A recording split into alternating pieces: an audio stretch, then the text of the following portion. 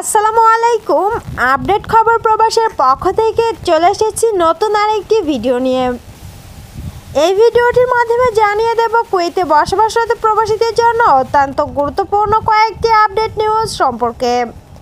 তাই বিস্তারিত জানতে সম্পূর্ণ ভিডিওটি না টেনে দেখার অনুরোধ করছি। শুরুতেই জানিয়ে দিচ্ছে 180 জন ফায়ার ফাইটার্সের প্রচেষ্টায় কুয়েতের আমঘাড়া এলাকায় আগুন নিয়ন্ত্রণে এসেছে। আগুনের ভয়াবহতা অনুমান করা যাচ্ছে গা শিউরে ওঠার মতো।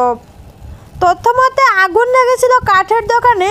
এই আগুন নিয়ন্ত্রণে যোগ দিয়েছিল কুয়েত ন্যাশনাল গার্ডের সদস্যরাও।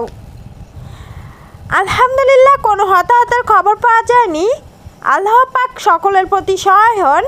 ক্ষতিগ্রস্ত ব্যবসায়ীদের ধৈর্য ধরার তৌফিক দান করুন। এবারে জানিয়ে দিচ্ছি কুয়েতে বসবাসরত প্রবাসীদের জন্য অত্যন্ত গুরুত্বপূর্ণ একটি আপডেট। কুয়েতের শ্রম আইন ধারা 64তে কর্মঘণ্টার সময় সম্পর্কে বলা হয়েছে। একজন কর্মীর সর্বোচ্চ ডিউটি 8 ঘন্টা অথবা সপ্তাহে 48 ঘন্টা। এর বেশি যারা কাজ করবে তাদের ওভারটাইমের হিসাব দিতে হবে। কাজের সময়সূচি কুয়েতের শ্রম আইনের ধারাবাহিকতাতে বলা হয়েছে যে একটানা 5 ঘন্টা কাজের পর কর্মীদের কমপক্ষে 1 ঘন্টা বিশ্রাম দিতে হবে এবং কুয়েতের শ্রম আইন অনুসারে বিরতি বা বিশ্রাম ছাড়া টানা 14 ঘন্টা কাজ করানো কঠোরভাবে নিষিদ্ধ।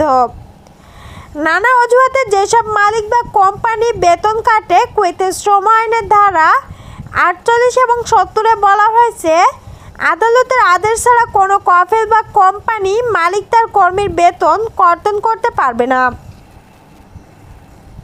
কুয়েতের কিছু ডেলিভারি কোম্পানি বা সাবকন্ট্রাক্টে ড্রাইভারদের টানা 14 ঘন্টা ডেলিভারির কাজ করানোর অভিযোগ পেয়েছে আরব টাইমস।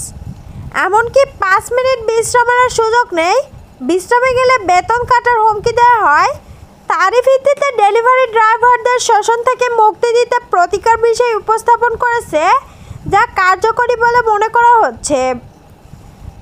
এবারে জানিয়ে দিচ্ছি কুয়েতের সর্বশেষ কারেন্ট ছিল কুয়েতি একদিনের বাংলাদেশি টাকায় 400 টাকা প্লাস। এছাড়াও বিভিন্ন এক্সচেঞ্জে বিভিন্ন রকমের প্রাইস দেওয়া হচ্ছে এবং সর্বশেষ গোল্ড প্রাইস হলো 1 গ্রাম 24 ক্যারেট স্বর্ণের দাম 32 দিনার 85 পিলস এবং 1 গ্রাম 22 ক্যারেট স্বর্ণের দাম 30 দিনার 12 পিলস।